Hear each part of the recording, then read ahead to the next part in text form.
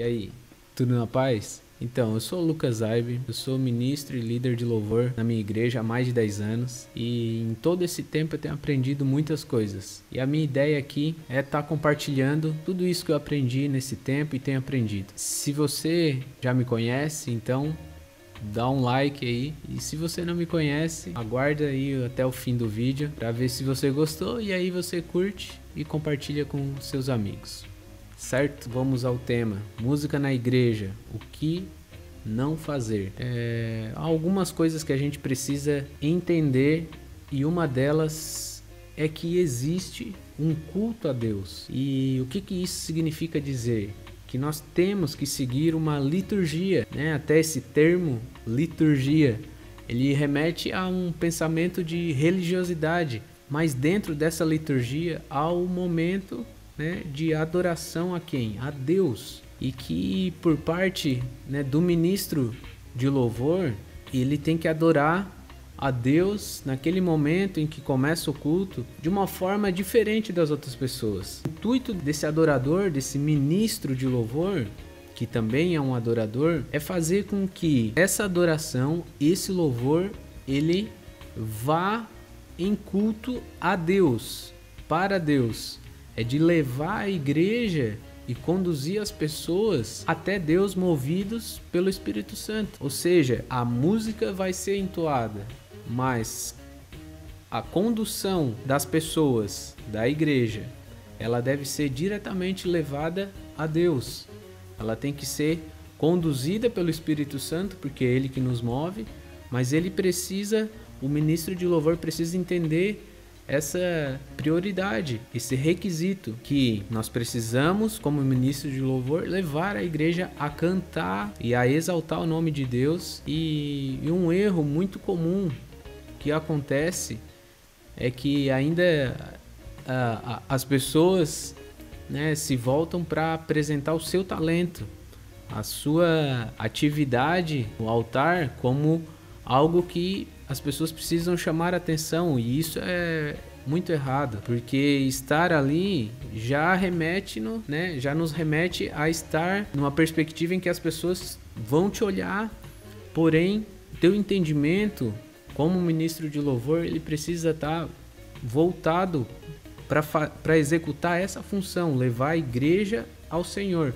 Ainda esses tempos, eu vi um meme, né, que o pastor ali falava, não pode esmerilhar o hino, né? Esse meme aconteceu aí, e isso acontece também com a parte instrumental, né? Uma guitarra, uma batera, um baixo, em momentos que não dá para ficar enfeitando demais. E não me entendam mal, porque o que eu quero explicar aqui é que a música dentro da igreja, quando ela está acontecendo, né, a adoração a Deus, através dessa ferramenta que nós temos, que é a música, que é a adoração a Deus, se não for conduzido da maneira certa, a gente atrapalha a igreja, né? E aí a pessoa tá lá cantando, Ele me ama, do nada começa a quebrar o tempo, né? O cantor que tá ali, que tá ministrando, ele começa a quebrar o tempo, a igreja que tá acostumada a cantar aquela música acaba ficando no impasse, né? Como é que será que eu canto essa música? E a atenção que deve ser voltada para Deus, ela acaba sendo levada para outro lugar. E isso vai levando os outros também da banda a se desnortear, muitas vezes, a entrar... Não, agora é minha vez, né? Essa disputa ela não pode acontecer. E eu tô aqui exagerando, né? Que vai todo mundo entrar numa fritaceira, mas só para a gente poder entender. Na verdade, uma percepção que quem está ministrando louvor precisa ter. Porque quando a gente sobe no altar para adorar a Deus e conduzir o povo, né? Essa posição do ministro de louvor é conduzir o povo a Deus. Ele não é Deus. Ele não é aquele cara que é só através dele que vai a adoração. Na verdade, nós somos impulsionados pelo Espírito Santo. Então, essa atenção, ela precisa acontecer. E não quer dizer que a pessoa que está ali fazendo um melisma em algum momento, ela não possa fazer. Mas há uma percepção e uma sensibilidade em que os ministros precisam compreender porque eles vão roubar a atenção. E aí eles acabam entrando como o cara do violino. E esse cara do violino, talvez você não vai entender, mas eu vou te explicar. Eu ouvi esses dias uma história, um podcast da galera da adoração no Brasil, e eles contaram uma história que resume o que eu quero passar aqui nesse vídeo. Era um casal de noivos ali e o cara ia pedir, né, a noiva ali em casamento. E esse casal tava no restaurante, o noivo chamou um músico para fazer um fundo musical para eles. E nesse momento vem o músico e começa a tocar um violino ali. E essa noiva acaba sendo atraída pelo músico, pelo cara que tá tocando violino, porque ele começa a chamar atenção, ao invés de estar ali como um fundo apenas, como alguém que vai preencher aquele momento ali entre o noivo e a noiva. Acaba esse momento, é o momento da igreja, onde a igreja é representada aqui pela noiva, o noivo é Jesus, o músico são os adoradores, né? Os músicos realmente da igreja. E como que isso impacta diretamente em impedir com que a igreja olhe para Jesus, tenham experiências com o próprio Deus, porque o dom que Deus colocou, e eu creio que aqui muitos vão se comunicar com isso, o dom que Deus colocou na tua vida, ele é para exaltar o nome de Deus.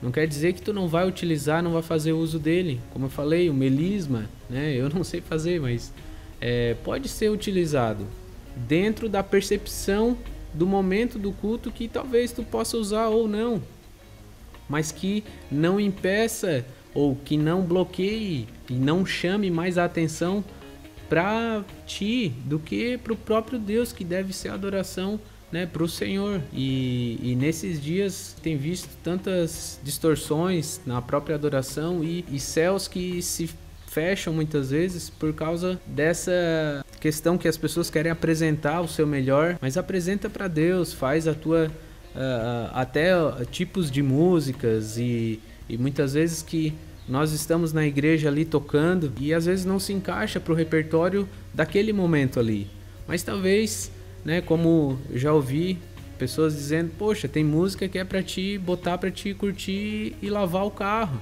e tá lá lavando o carro, e vai ser essa música é para esse determinado momento, mas há músicas que realmente vão ser para o momento de cultuar a Deus de uma forma de contemplação, de estar ali num culto realmente. Não que nós não possamos, né, adorar a Deus em outros momentos, mas que essa adoração em que um ministro de louvor, e que há uma liturgia, que há um culto e que há uma organização, a igreja como noiva, Jesus sendo o centro de tudo, e nós como ministros de louvor, nós precisamos entender que nós não podemos ser o centro das atenções, nós temos que estar como o pessoal da comunicação da minha igreja. O pessoal se veste preto, já fica sempre no anonimato ali, mas, né, fazem o trabalho deles. E como alguém que ministra o louvor, né, eu entendo que esse é o nosso papel, é Cristo aparecendo e nós lá no backstage, porque assim a gente vai conseguir atrair a presença de Deus,